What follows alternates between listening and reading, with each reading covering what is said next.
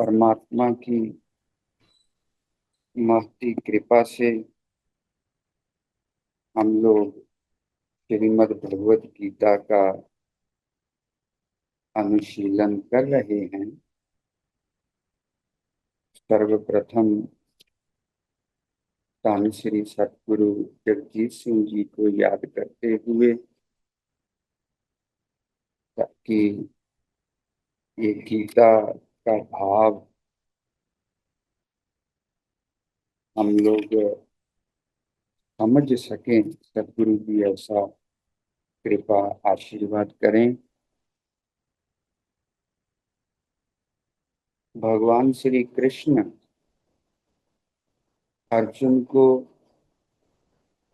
दुख से निवृत्ति का उपाय बता रहे हैं, क्योंकि भगवान ने प्रतिज्ञा की, नानु शोचंति पंडिता।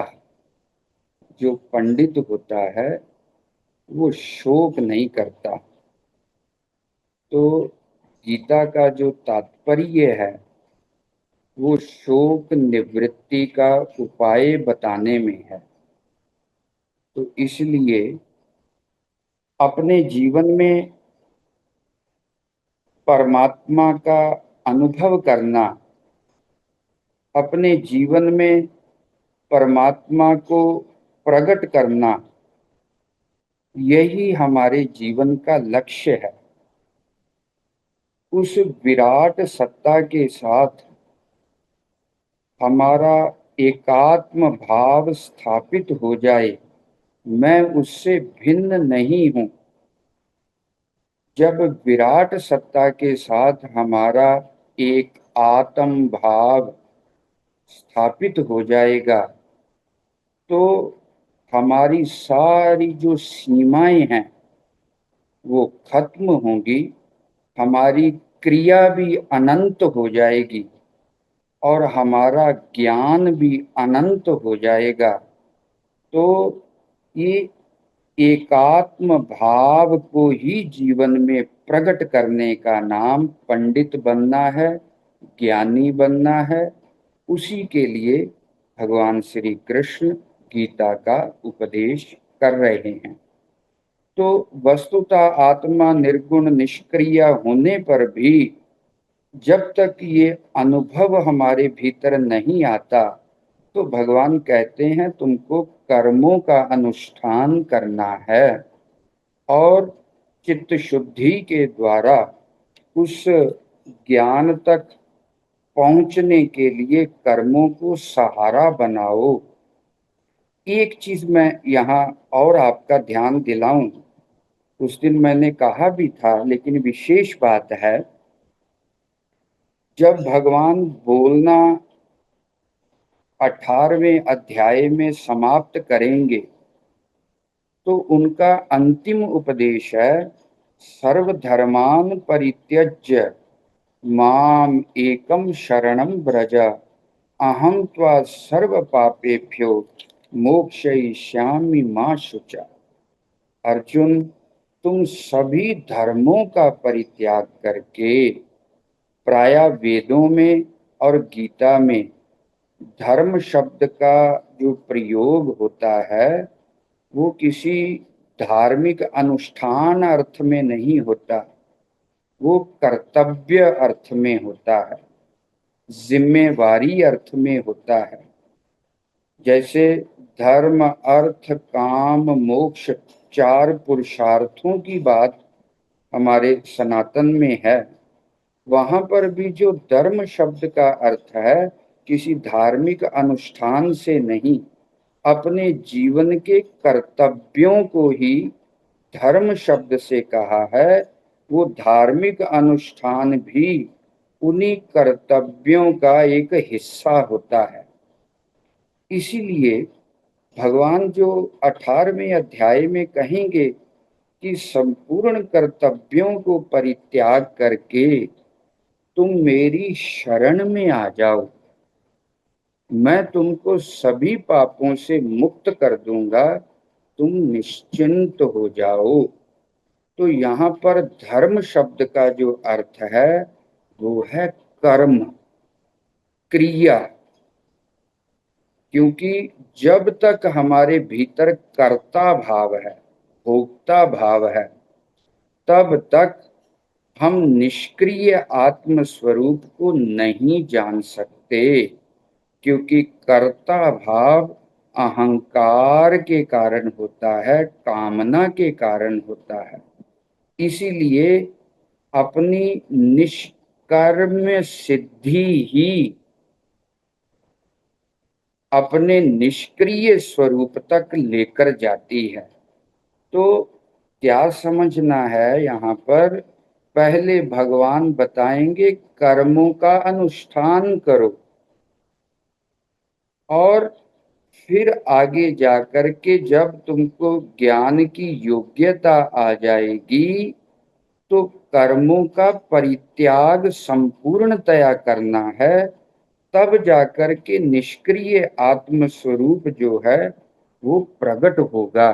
इसलिए चौथे अध्याय में जो भगवान ने कहा, ना कर्म नाम अनारंभात नैष्कर्म्यम पुरुषो स्नुते ना च संन्यासनादेव सिद्धिम समधिगच्छति। ये जो नैष्कर्म्य सिद्धि है, इसकी प्राप्ति ना तो कर्मों को छोड़ने से होगी, ना कामना पूर्वक कर्म करने से होगी। तो नैष्कर्म्य सिद्धि ही एक कर्मों का प्रयोजन है। अर्थात कर्म इसलिए करने हैं कि मैं अपने अकर्ता स्वरूप को समझ सकूं। कर्म इसीलिए करने हैं कि हमारा अहंकार विगलित हो जाए और एकमात्र परमात्मा ही करता है, ये हमको समझ में आ जाए। ये जो समझ है, भगवान कहते हैं इस विश्व चक्र में जो एक समष्टि यज्ञ चल रहा है, जब तुम उसके लिए कर्म करोगे तभी तुम्हारे भीतर नैष्कर्म्य भाव आएगा। ये बड़ी इम्पोर्टेंट बात है, आप इसको समझना। अपने अकर्ता, अभोक्ता और निष्क्रिय स्वरूप को समझ सकें, जिसको भगवान नैष्कर्म्य सिद्धि शब्द का प्रयोग कर रहे हैं। नैष्कर्म्य का भाव किसी भी प्रकार की कोई क्रिया मेरे स्वरूप के भीतर नहीं होती, इसको अनुभव करना ही नैष्कर्म्य सिद्धि है। इस नैष्कर्म्य सिद्धि तक पहुंचने के लिए कर्मों का अनुष्ठान करना है, और निरंतर जब सेवा भाव से कर्म करते जाएंगे तो व्यक्ति के भीतर समझ क्या पैदा होगी? यही समझ पैदा होगी कि ये क्रियाएं तीन गुणों के द्वारा प्रकृति में हो रही हैं। मेरा किसी भी क्रिया के साथ कोई संबंध नहीं। मेरा स्वरूप निष्क्रिय है, अकर्ता, अभोक्ता है। तो पहुंचना नैष्कर्म्य सिद्धि तक है।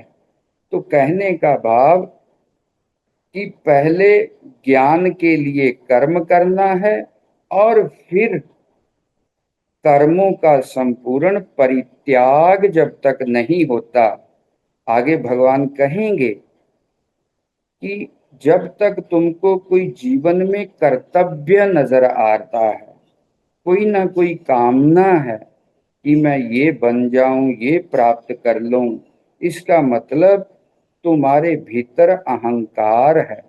और जब तक अहंकार है, ये कर्ता भाव जाएगा नहीं, और बिना कर्ता भाव गए तुम अपने स्वरूप को प्राप्त नहीं हो सकते। इसीलिए नैष्कर्म्य सिद्धि तक पहुंचना है कर्मों के द्वारा।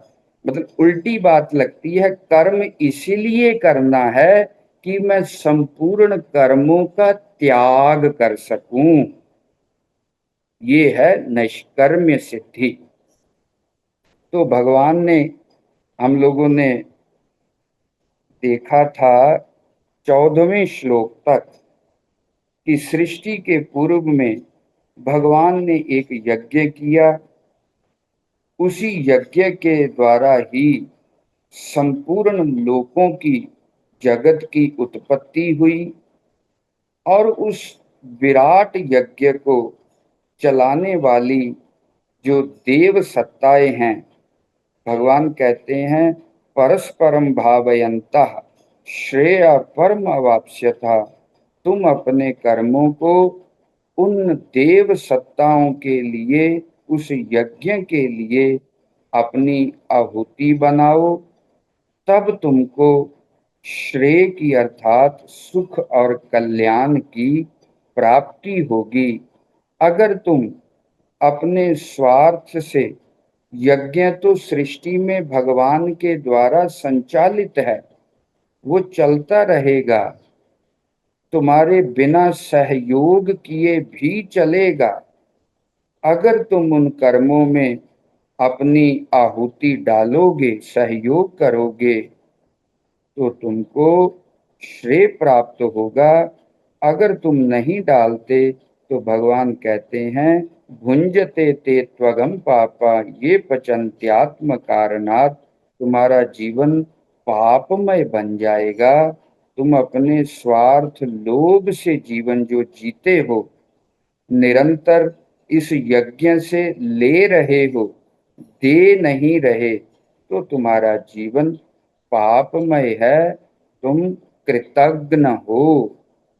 तो इसलिए वो यज्ञ क्या है, उसको भगवान 3 श्लोकों के द्वारा बता रहे हैं। बड़े मुख्य श्लोक हैं। और 14, 15 और 16 नंबर श्लोक, और इस ढंग के जो विश्व के साथ प्रत्येक व्यक्ति को जोड़ना, यही गीता के कर्म का प्रतिपादन करने में वैशिष्ट्य है, अद्वितीयता है। ऐसा वर्णन हमको और कहीं नहीं मिलता। उपनिषदों में भी जो मिलता है वो बड़ा सूत्रात्मक मिलता है, लेकिन भगवान ने यहाँ बड़े स्पष्ट शब्दों से कहा है। और मैंने पहले भी कहा था कि हमारी बुद्धि में ईश्वर उतर आए, ये ज्ञान योग है। हमारी आसक्ति में, स्नेह में, ममता में ईश्वर उतर आए, ये भक्ति योग है। और हमारे कर्मों में परमात्मा उतर आए, ये कर्म योग है। और प्रत्येक व्यक्ति का जीवन इसी ढंग के जब हम कर्म करेंगे, सबके साथ एक आत्मीयता का संबंध, अपनेपन के भाव से जुड़ करके जब कार्य करेंगे, तो हमारे कर्म दिव्य बन जाएंगे, श्रेष्ठ बन जाएंगे। फल क्या प्राप्त होगा वो दूसरी स्थिति है। कर्म करते ही हमको इतना आनंद आ जाएगा, क्योंकि वो कर्म इस विश्व यज्ञ के लिए हो रहे हैं, परमात्मा के लिए हो रहे हैं। परमात्मा वो यज्ञ कैसे करता है, और यज्ञ रूप में अपने को परमात्मा कैसे जगत रूप में व्यक्त करता है, उसी का वर्णन ये 3 श्लोकों में है। मैं पहले उच्चारण करता हूं।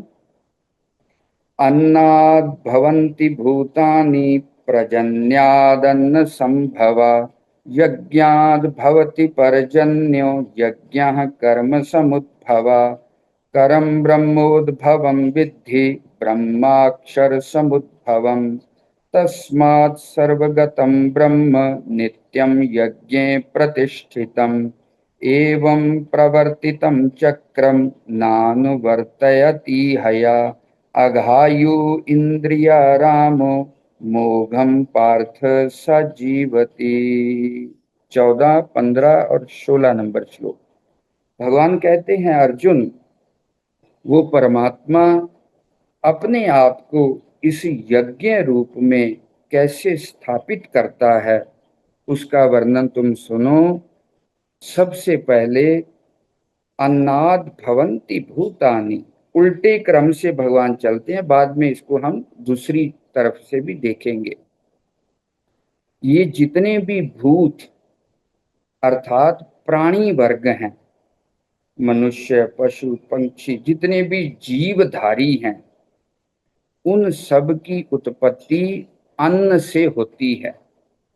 खाया पिया अन्न ही माता पिता के रज वीर्य के रूप में एक संतान की उत्पत्ति का निमित्त बनता है। तो अन्न से ही सब पैदा होते हैं, अन्न में ही जीवित रहते हैं। ये जो वर्णन हो रहा है तैत्तरीय उपनिषद के आधार पर भगवान कर रहे हैं। तो अन्न से ही पैदा होते हैं, अन्न में ही जीवित रहते हैं, और अंत में जाकर के किसी ना किसी का अन्न बन जाते हैं, अर्थात अन्न में ही लीन हो जाते हैं। ये यज्ञ के रूप में परमात्मा की आहुति है, अर्थात यज्ञ के रूप में परमात्मा अपने आप को व्यक्त करता है। अर्थात पहले अन्न के रूप में परमात्मा आता है, और अन्न से फिर भूतों की जीवों की उत्पत्ति होती है। प्रजन्यादन्न संभवा, अन्न कैसे पैदा होता है? भगवान कहते हैं प्रजन्याद, बादलों से अन्न पैदा होता है, और उसी उसी बादलों से अन्न पैदा, और अन्न से जीव पैदा होते हैं।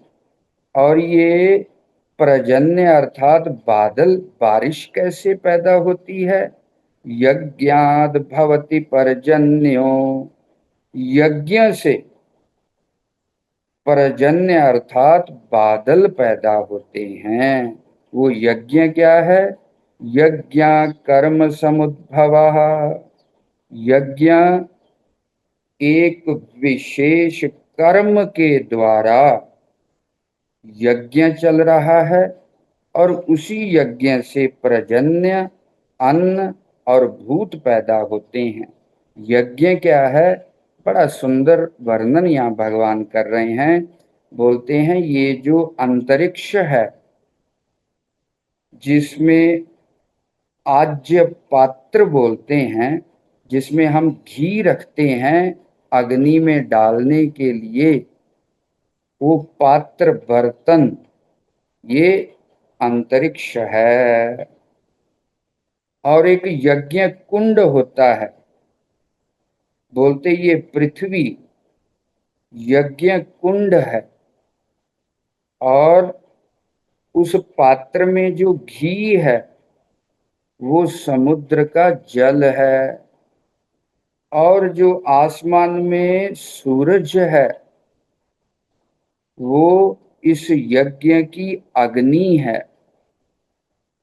ये जो समष्टि यज्ञ के द्वारा, सूर्य के ताप के द्वारा समुद्र का जल वाष्प होकर के आसमान में जाकर के बादल बनता है, उन्हीं बादलों के द्वारा वर्षा होती है, उसी वर्षा से अन्न पैदा होता है, और उसी अन्न से ये जीव पैदा होते हैं। तो ये जो यज्ञ आप देख रहे हैं निरंतर प्राणियों की उत्पत्ति के लिए, क्योंकि भगवान 16वें या 17वें अध्याय में कहेंगे आप प्रतिष्ठम जगदिदम अनीश्वरम काम हेतुकम, अर्थात लोग क्या सोचते हैं कि इस जगत की कोई प्रतिष्ठा नहीं है, कोई ईश्वर चलाने वाला नहीं है, ये तो अचानक हो गया, कार्य कारण भाव से हो गया, अपने आप एक्सीडेंटल हो गया। भगवान कहते हैं ये जो अज्ञानी पुरुष हैं ये उनकी अवधारणा है। और जो सत्य तक नहीं पहुंचे, जगत की उत्पत्ति की यथार्थता को नहीं जानते, वो ऐसी बातें करते हैं और कहते हैं स्त्री और पुरुष के संयोग से संतान उत्पन्न होती है और उसके पीछे केवल काम ही निमित्त होता है। ऐसी बात नहीं है। जीव की उत्पत्ति का वो प्रोसेस है, लेकिन उत्पत्ति का जो मूल निमित्त है वो ये यज्ञ है। तो बादलों के भीतर जल समुद्र का जा करके वर्षा होती है, अन्न पैदा होता है, अन्न से फिर ये भूत पैदा होते हैं। भगवान कहते हैं कि प्रत्येक प्राणी की उत्पत्ति के लिए पूरे विश्व में ये यज्ञ चल रहा है। और इस यज्ञ को कौन चला रहा है? देवान, देवता लोग चला रहे। देवता शब्द को आप, मैंने उस दिन भी बताया था, यहाँ भगवान किसी एक मूर्ति विशेष के लिए प्रयोग नहीं करते।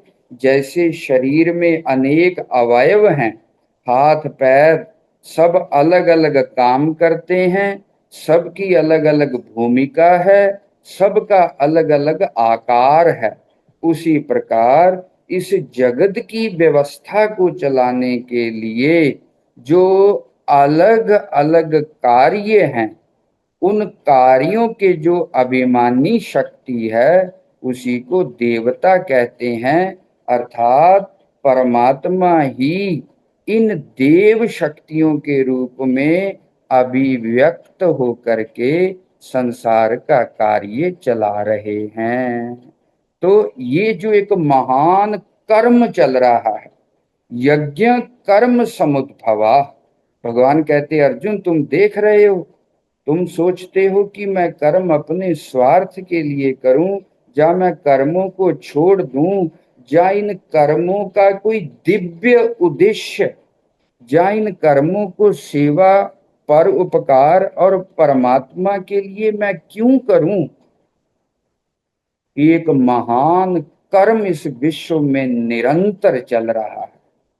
सूर्य, चंद्र, पृथ्वी, समुद्र, ये निरंतर जो दैवीय सत्ताएं हैं ये निरंतर काम कर रहे हैं जीवों की उत्पत्ति के लिए, जीवों की सुरक्षा जीवन के लिए, और अंत में जाकर के इसी कर्म में सबका जीवन लय हो जाता है।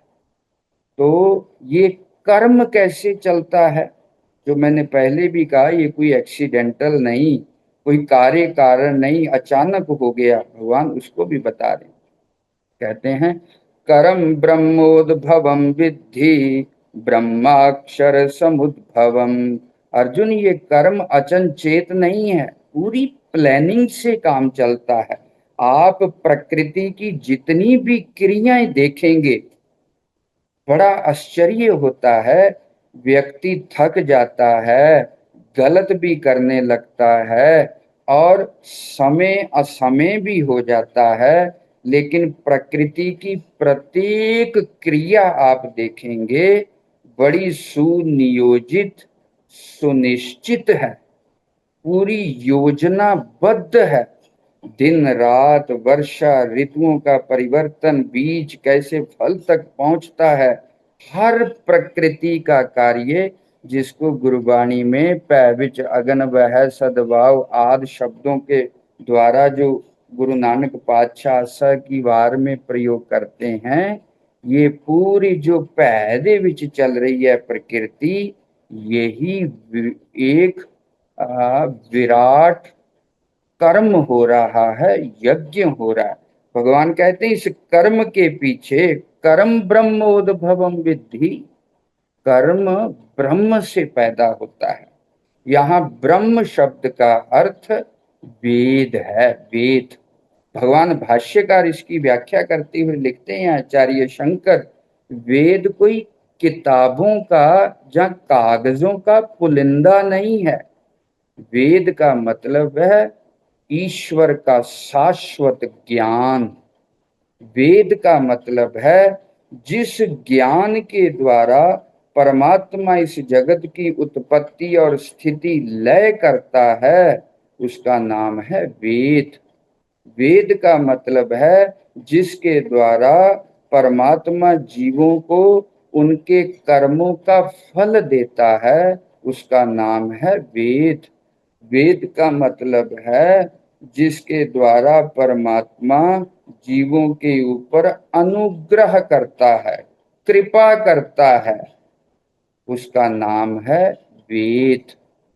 तो ये जो कर्म चल रहा है सृष्टि में, ये सूरज हवा में लटका है, बादल ऊपर को पानी को लेकर के जाते हैं, ये अचनचेत नहीं हुआ।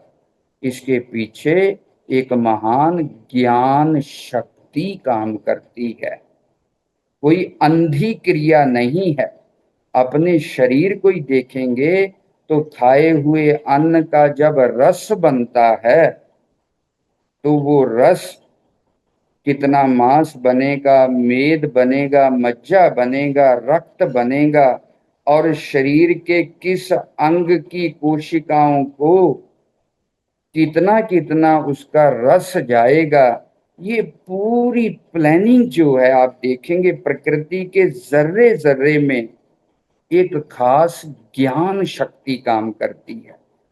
प्रत्येक बीज फूटता है, पल्लवित, पुष्पित और फलित होता है, उस क्रिया के भीतर भी एक ज्ञान है। वो फल का रंग, रूप, रस, किस किस्म का फल होगा, मीठा, कड़वा, खट्टा कैसा होगा, प्रत्येक क्रिया के भीतर एक ज्ञान शक्ति काम करती है। भगवान कहते हैं अर्जुन, उस क्रिया के पीछे जो ज्ञान शक्ति काम कर रही है, उसी का नाम वेद है। ब्रह्माक्षर समुद्भवम, वो ज्ञान किसका है? क्योंकि ज्ञान हवा में तो होगा नहीं। जैसे क्रिया बिना ज्ञान के नहीं, ज्ञान भी किसी आश्रय में ही होगा, किसी की बुद्धि में ही होगा। तो वो ज्ञान अक्षर परमात्मा का ज्ञान है। तो क्या चेन बनी? अक्षर परमात्मा ने संकल्प किया, ज्ञान योजना बनाई, एक पूरे संसार का नक्शा बनाया, उसी का नाम है ज्ञान। ये जो प्राकृतिक नियम हैं, जिन नियमों से सृष्टि का संचालन होता है, वही परमात्मा की ज्ञान शक्ति है। और एक बहुत बड़े इलाहाबाद में सिख फिलोसफर हुए, उन्होंने एक गुरु नानक पातशाह के ऊपर निबंध लिखा। वो कहे कि गुरु नानक की वाणी का मैं जितना अनुसंधान कर पाया हूं, ये जो प्राकृतिक नियम जिनके द्वारा प्रत्येक जीव सत्ता का, जगत के कोने कोने का संचालन होता है, छोटे से छोटे पार्टिकल से लेकर के बड़े से बड़े तक,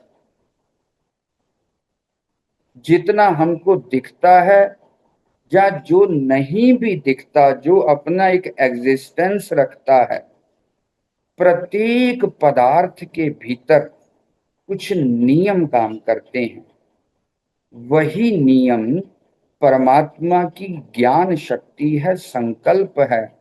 और गुरु नानक उसी ज्ञान शक्ति को हुक्म कहते हैं, रजा कहते हैं, पाणा कहते हैं। क्योंकि उसके हुक्म के बिना कुछ भी नहीं होता, नियमों के बाहर कुछ नहीं होता। तो इसलिए क्या चेन बनी कि अक्षर परमात्मा से ज्ञान, ज्ञान से कर्म, कर्म से यज्ञ, यज्ञ से वर्षा, वृष्टि, बारिश, और उस बारिश से अन्न, और अन्न से जीव, भूत, प्राणी। इस चेन के द्वारा, यज्ञ के द्वारा।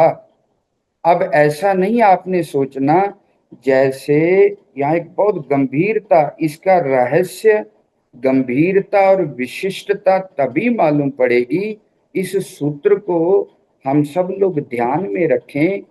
जैसे हम लोग हवन करते हैं तो हम हवन कुंड से बाहर होते हैं, कोई घी डालता है, जल डालता है, कोई पाठ करता है, सब अलग अलग होता है, ऐसी बात नहीं।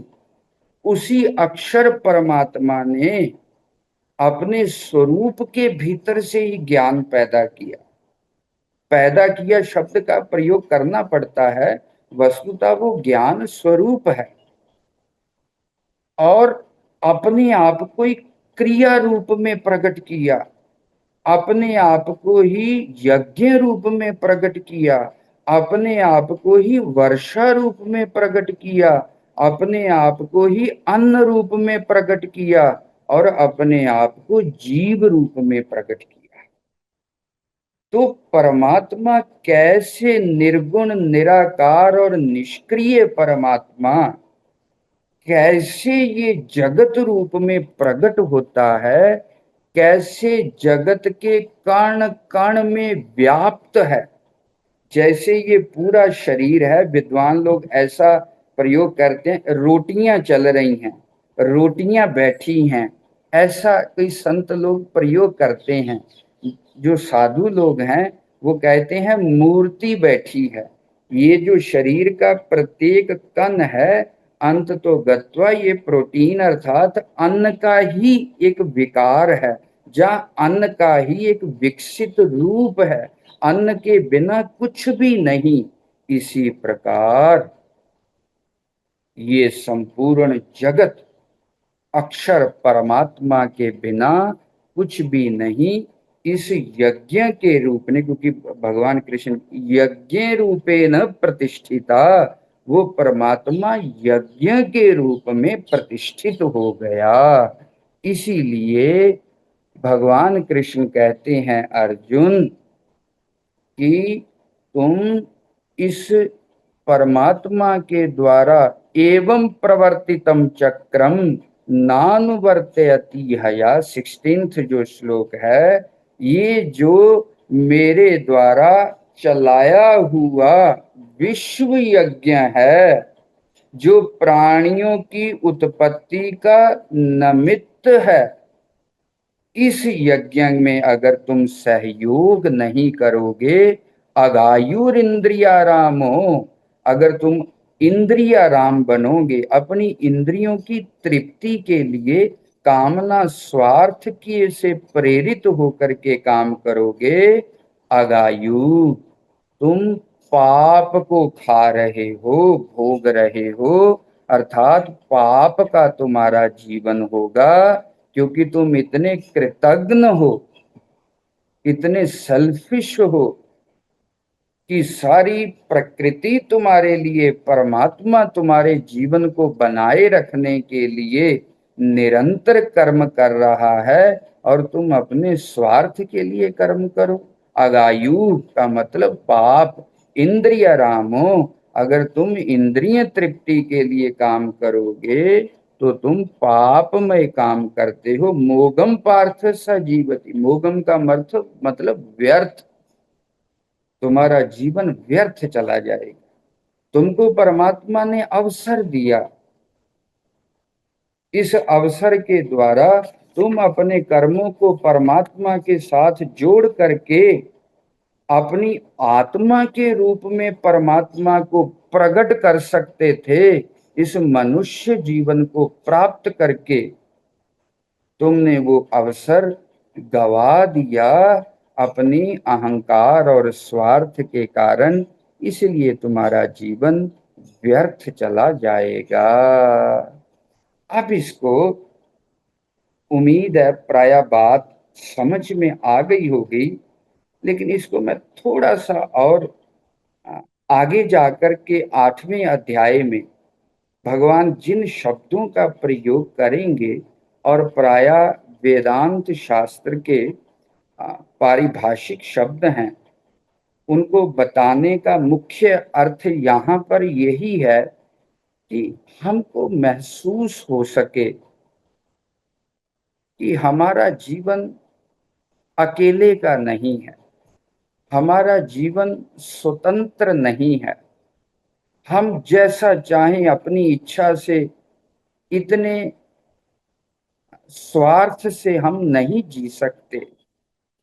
और इंद्रिय तृप्ति से बाहर निकल करके जब आप इस विश्व के साथ आपका एक आत्मीय संबंध बन जाए, जिसको डिवाइन रिलेशनशिप स्वामी विवेकानंद शब्द का प्रयोग करते हैं, जो मैंने पिछले दिनों में बताया था, स्वामी रामकृष्ण परमहंस का उदाहरण, जिसको भर्तृहरि वैराग्य शतक में 2-3 श्लोकों के द्वारा अपना धन्यवाद देते हैं। उसी प्रकार हम कितना कटा कटा सा संसार से जीते हैं, अपने और अपने परिवार के घेरे को ही अपना पूरा विश्व समझते हैं, लेकिन सृष्टि का जर्रा जर्रा, दुनिया के किसी भी कोने में कोई एक फूल भी खिला है तो वो आपके अस्तित्व को बनाए रखने में अपना सहयोग दे रहा है। तो इसको तीन तीन हिस्सों में बांट करके हम देख सकते हैं। पहला है अध्यात्म। अध्यात्म शब्द का अर्थ है जिसको मैं करके एक इकाई के रूप में मैं देखता हूं। इस अध्यात्म के भीतर हमारा शरीर, इंद्रिय, मन, बुद्धि और आत्मा,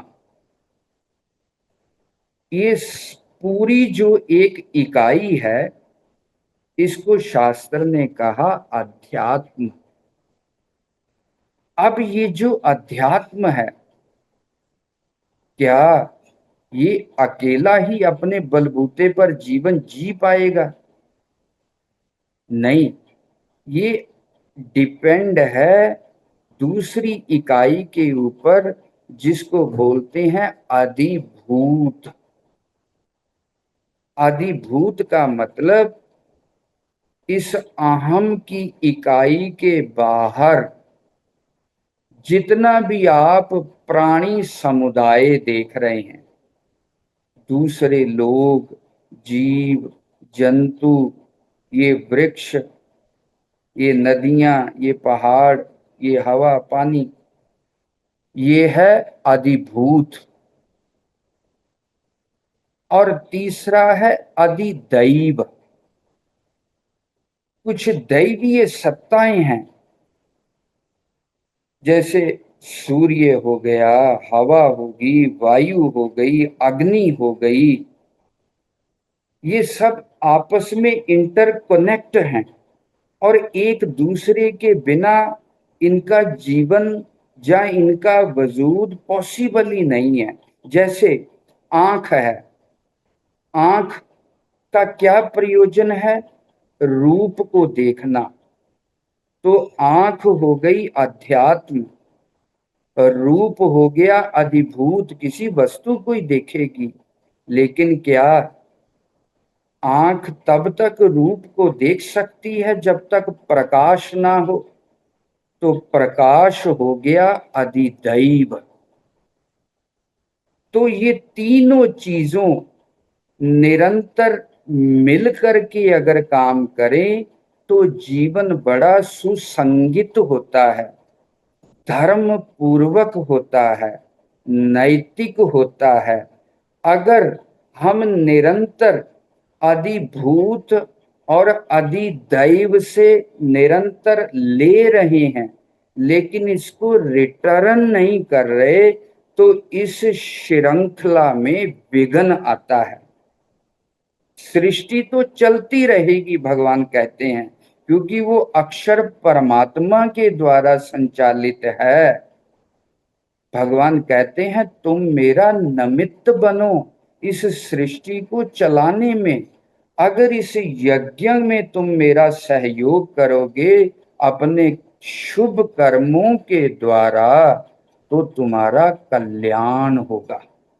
भगवान आगे कहेंगे 11वें अध्याय में, अर्जुन तुम ऐसा मत सोचो कि ये तुम्हारे भाई बंधु कौरव पक्ष मरेगा नहीं, ये तो मरेंगे, मैंने मार दिए हैं। नमित्त मात्रम भव साव्यसाच, अर्जुन इनको मारने में तुम मेरे नमित्त बन जाओ, और इस जीवन लीला में अगर तुम मेरे सहयोगी बनते हो तो तुमको सुख मिलेगा, तुम्हारा जीवन कल्याण को प्राप्त होगा।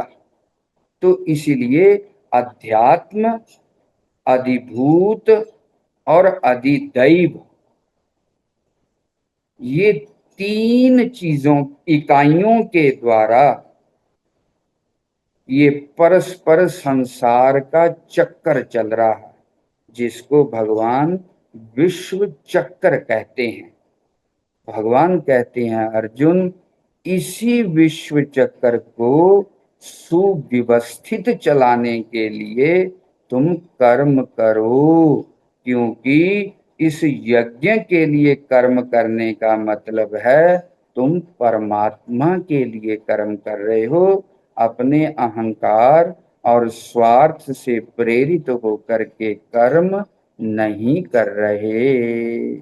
भगवान शास्त्रों में, उपनिषदों में एक बात आई है, श्रूयताम धर्म सर्वस्वम श्रुत्वा चैव अवधार्यताम आत्मनः प्रतिकूलानि परेशान न समाचरेत। वेद के ऋषि कहते हैं संपूर्ण धर्मों का सार समझ लो। श्रुत्वा चैव अवधार्यताम, अगर तुमने इतनी बात को भी जीवन में उतार लिया तो संपूर्ण शास्त्रों का जो सार है ना, वो तुमको पकड़ में आ गया। क्या है वो? आत्मनः प्रतिकूलानि परेशान समाचरेत, जो व्यवहार तुमको अपने प्रति अच्छा नहीं लगता वो तुम दूसरों के प्रति भी मत करो। आत्मना प्रतिकूलानि परेशान न सम आचरेत, वो व्यवहार तुम दूसरों के लिए भी मत करो। वही धर्म का और शास्त्र सम्मत जीवन है। हम चाहते हैं हमको दुख ना हो तो दूसरों को दुख मत दो। हम चाहते हैं सब लोग हमारे प्रति ईमानदार बने रहें तो दूसरों के प्रति भी ईमानदार रहो।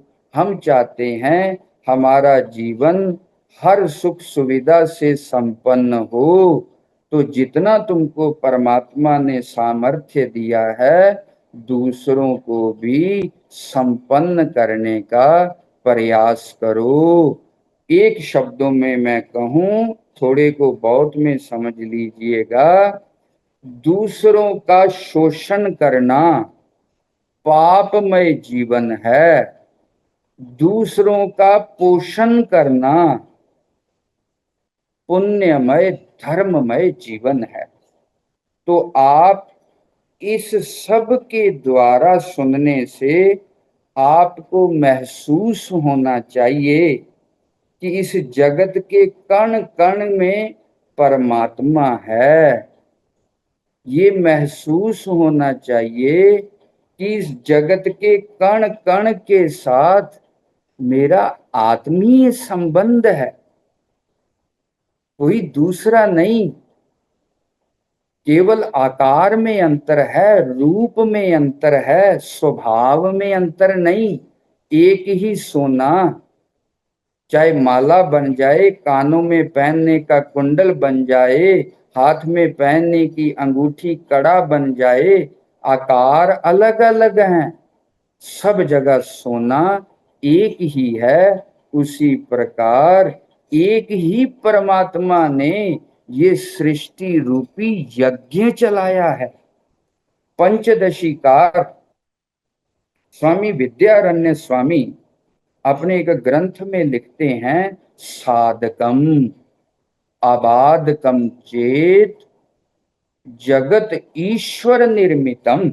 ये जो आप जगत देख रहे हो ना, ये जगत ईश्वर के द्वारा बनाया हुआ है, ईश्वर के द्वारा संचालित है। इसीलिए ये जगत व्यक्ति के कल्याण का साधक है, निमित्त है, बाधक नहीं है।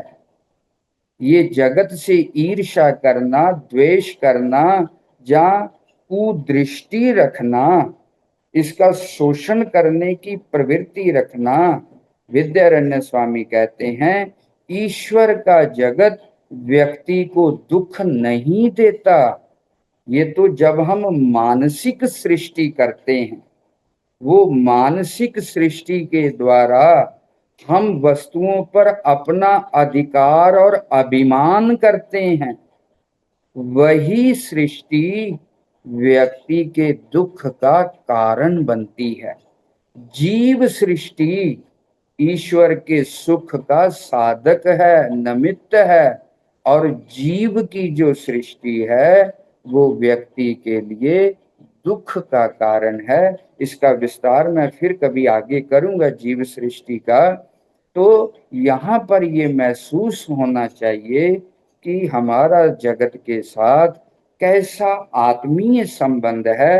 अध्यात्म इकाई अधिभूत और अधिदैव के बिना नहीं चल पाएगी। आप परिकल्पना करिए, इन वृक्षों के द्वारा, इन कीड़े मकोड़ों के द्वारा भी हमारे जीवन का कैसे संचालन होता है। छोटे छोटे कीड़े भी अन्न उत्पादन में कैसे सहयोग करते हैं, और उसी अन्न को खाकर के हम जीते हैं। तो सृष्टि की प्रत्येक जो चीज है वो एक दूसरे से इंटरकनेक्ट है, और सबके जीवन को बनाए रखने के लिए निरंतर काम कर रही है। एक गुरबाणी का शब्द मैं कहूं, जो भाई गुरदास जी का है, गुरबाणी का नहीं, भाई गुरदास जी का है, दूसरी बार का। फुल्ला अंदर वास है, होए भवर लुभाना, अंबा अंदर रस धरे, कोयल रस माना, मोर बंबीहा होए कै, कण वर्ज सियाणा, खीर नीर संयोग, कली कंद बखाना, ओंकार आकार कर, होए पिंड पराना। वो ओंकार परमात्मा, निराकार परमात्मा ही आकार लेकर के पिंड अर्थात इस शरीर रूप में व्यक्त हुआ है। वही फूल भी बना है, और फूलों में सुगंधि लेने वाला भंवरा भी वही है, आम भी वही है, और उन आम का आस्वादन करने वाली कोयल भी वही है, मोर भी वही है, और बादलों को देख करके आनंद होने वाले बादल भी वही हैं। अर्थात सब रूपों में वो परमात्मा ही अपने आप को अभिव्यक्त कर रहा है। और गुरु अमरदास पातशाह कहते हैं, एकसते सब रूप है रंगा, पौन पानी बैसंतर सब सह लंगा, भिन्न भिन्न वेखै हर प्रभ रंगा, एक अचरज एको है सोई, गुरमुख विचारे विरला कोई। तो एक ही परमात्मा के ये भिन्न भिन्न रूप, और सबके साथ हमारा आत्मीय संबंध है। और भगवान कहते हैं, अर्जुन तुम इस विश्व यज्ञ का अनुवर्तन करो, सहयोग करो। अगर इसके बिना तुम अपने छोटे स्वार्थ के लिए जीते हो तो तुम पाप में जीवन जीते हो, तुम्हारा जीवन व्यर्थ हो जाएगा। आगे के दो श्लोकों के द्वारा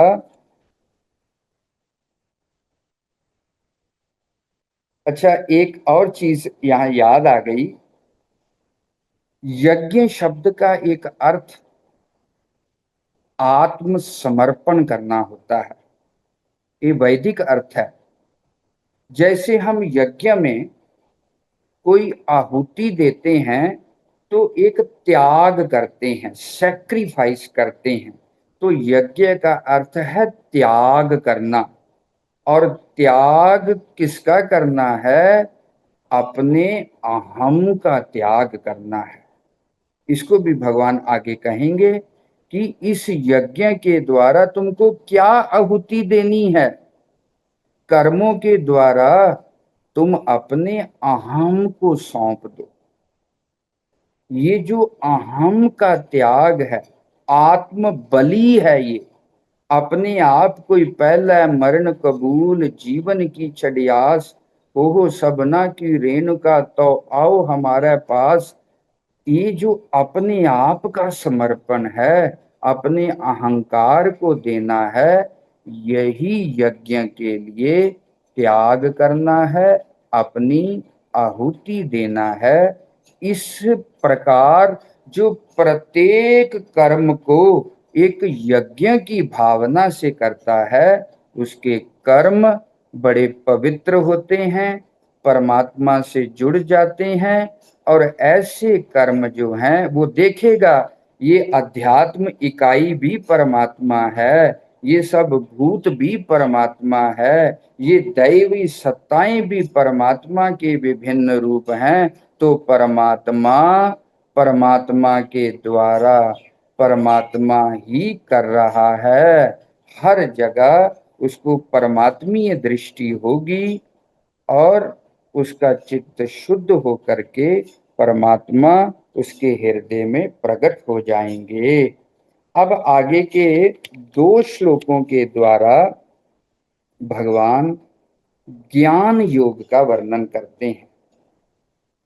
भगवान कहते हैं, अर्जुन, ये जो विश्व यज्ञ चल रहा है, जब तक तुम्हारा अहंकार, स्वार्थ, चित्त की अशुद्धि है, कामना, वासना, आसक्ति है, तब तुम निष्काम भाव से, ईश्वर अर्पण बुद्धि से, सिद्धि और असिद्धि में सम रहते हुए, पर उपकार की भावना से निरंतर कर्म करो। और जो ज्ञानी पुरुष हैं वो भी कर्म करेंगे, लेकिन वो भीतर से तृप्त और संतुष्ट रहते हैं, वो परिपूर्ण हो गए हैं। अगर वो इस काम को नहीं भी करते तो उनका कोई भी नुकसान नहीं होता। यस्तु आत्मरतिरेव स्यात् आत्मतृप्तश्च मानवा आत्मन्येव च संतुष्टा तस्य कार्यं न विद्यते। जो हमेशा अपनी आत्म स्वरूप में ही रत रहते हैं, 17वां श्लोक है, जो अपनी आत्मा में ही रत रहते हैं, आत्म तृप्तश्च, वो अपनी आत्मा से तृप्त हैं क्योंकि पूर्ण हो गए हैं। अब उनको बाहर से अपनी तृप्ति संतुष्टि के लिए कुछ नहीं चाहिए, आत्मा में ही रत रहते हैं और आत्मा से ही तृप्त रहते हैं। मानवाः, ऐसे जो मानव हैं, ज्ञानी पुरुष हैं, आत्मन्येव च संतुष्टा, वो अपनी आत्मा से ही संतुष्ट रहते हैं। तस्य कार्यं न विद्यते, उनके लिए कोई भी कर्तव्य शेष नहीं रहता, कोई भी जिम्मेदारी, कोई भी काम उनके लिए बाकी नहीं रहता। नैष्कर्म्य सिद्धि को वो प्राप्त कर जाते हैं क्योंकि वो अपनी आत्मा में ही रत रहते हैं, आत्मा से ही तृप्त होते हैं, आत्मा से ही संतुष्ट होते हैं। तस्य कार्यं न विद्यते, इसलिए उनके लिए कोई भी कर्तव्य, कार्य धर्म अनुष्ठान करने की जरूरत नहीं है, क्योंकि पर उपकार सेवा धर्म अनुष्ठान के द्वारा जो प्राप्त करना था आत्मा का स्वरूप, वो उन्होंने प्राप्त कर लिया है। नैव तस्या कृतेनार्थो नाकृतेनेह कश्चन न चास्य सर्वभूतेषु कश्चिदर्थ व्यपाश्रया। क्योंकि अब उनका जीवन में कोई भी लक्ष्य नहीं बचता, अब जीवन में उनके कोई भी स्वार्थ बुद्धि नहीं रहती, कोई प्रयोजन बुद्धि नहीं रहती, इसलिए उनका कोई कर्तव्य, कोई कर्म, कोई धर्म शेष नहीं रहता। वो हमेशा तृप्त और संतुष्ट होते हैं। लेकिन आगे के 2 श्लोक कह करके मैं बात पूरी करूंगा, ताकि ये संशय न मन में रह जाए। 19th और 20वें श्लोक में भगवान कह रहे हैं, तस्मादसक्तः सततं कार्यं कर्म समाचरा असक्तो हि अचरन् पुरुष परमाप्नोति पुरुषा कर्मण्येव हि संसिद्धिम् आस्थिता जनकादया लोक संग्रमेवापि संपश्यन् कर्तुम् अर्हसि। अर्जुन, ज्ञानी पुरुषों के लिए अब कुछ कर्तव्य शेष नहीं है, वो करें चाहे ना करें वो तृप्त हैं।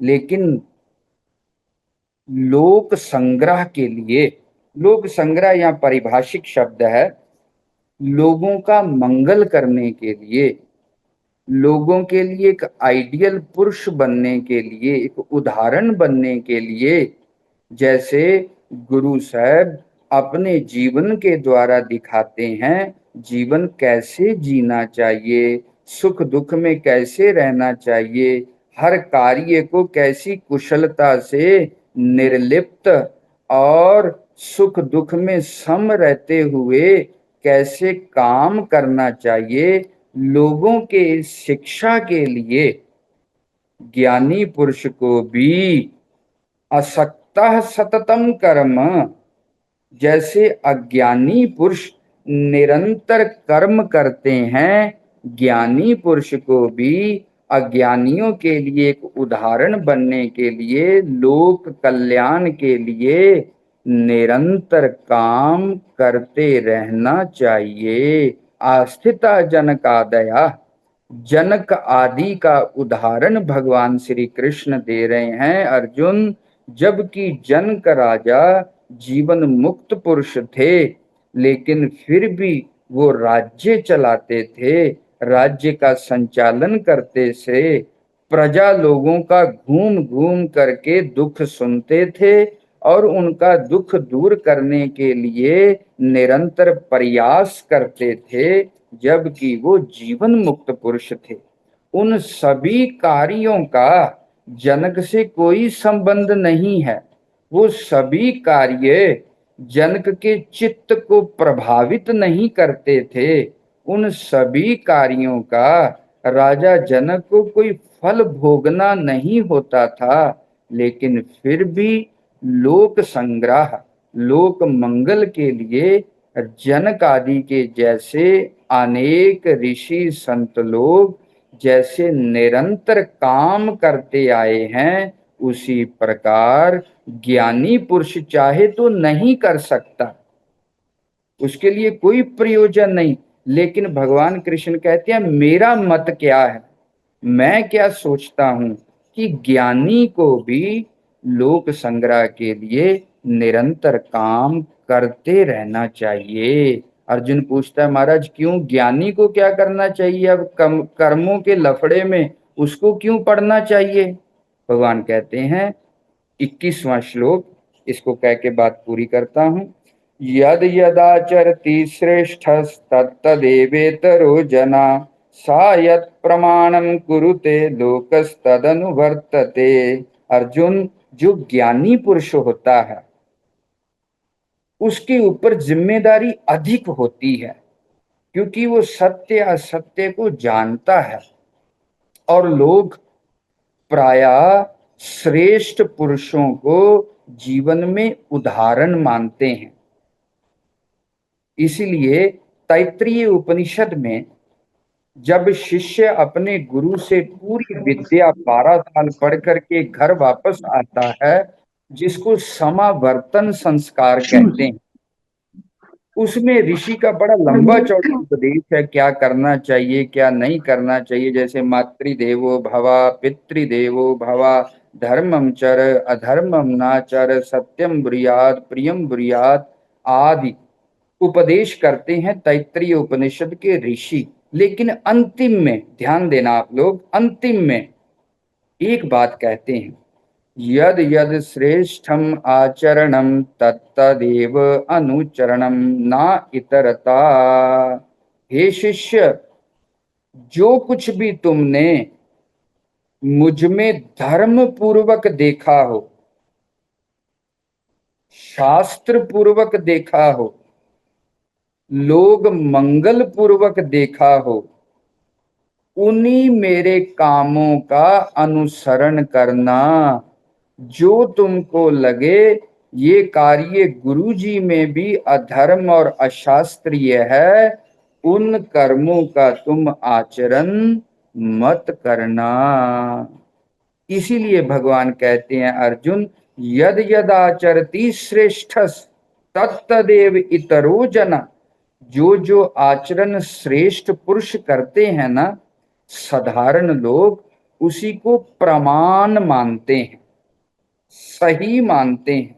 वो ज्ञानी पुरुष ऐसा कर रहा है तो हमको करने में क्या दिक्कत है।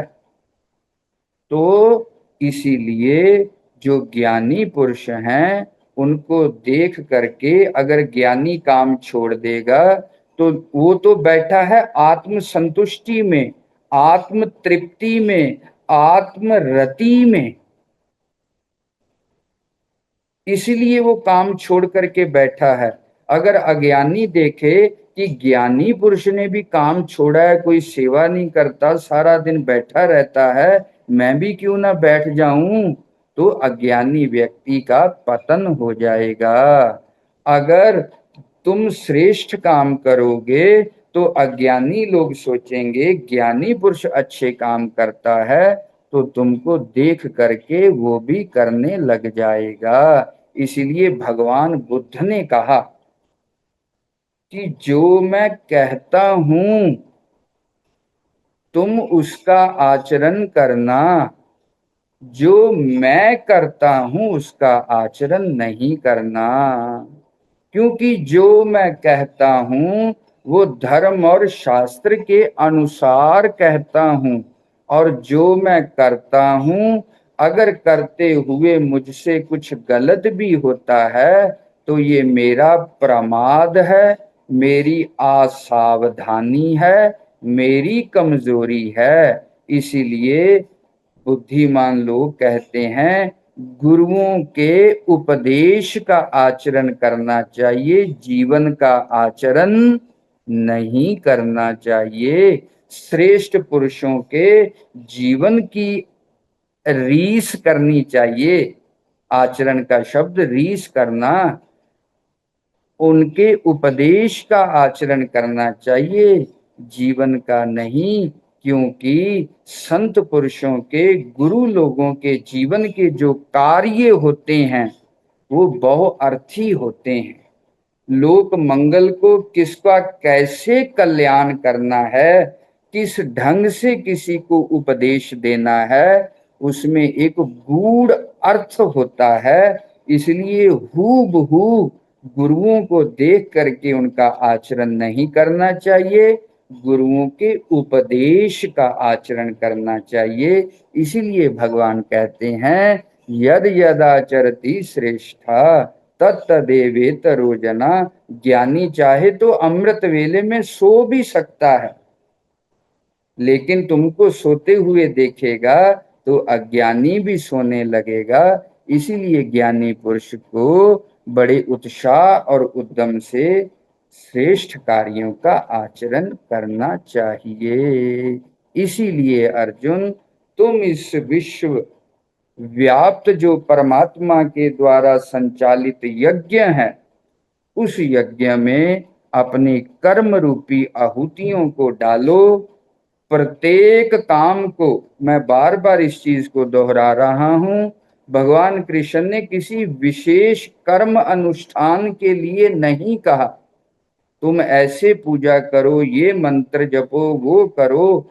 भगवान बड़ी प्रैक्टिकल साधना की बात कर रहे हैं और 2400 घंटे की साधना की बात कर रहे हैं। तुम जो कुछ भी कर रहे हो वो सभी काम निस्वार्थ भाव से करो, ईश्वर अर्पण बुद्धि से करते हुए तुम्हारे चित्त की शुद्धि होगी और उस नैष्कर्म्य सिद्धि तक तुम पहुंचोगे। इन्हीं शब्दों के साथ आज का ये सत्र यहीं समाप्त करता हूं।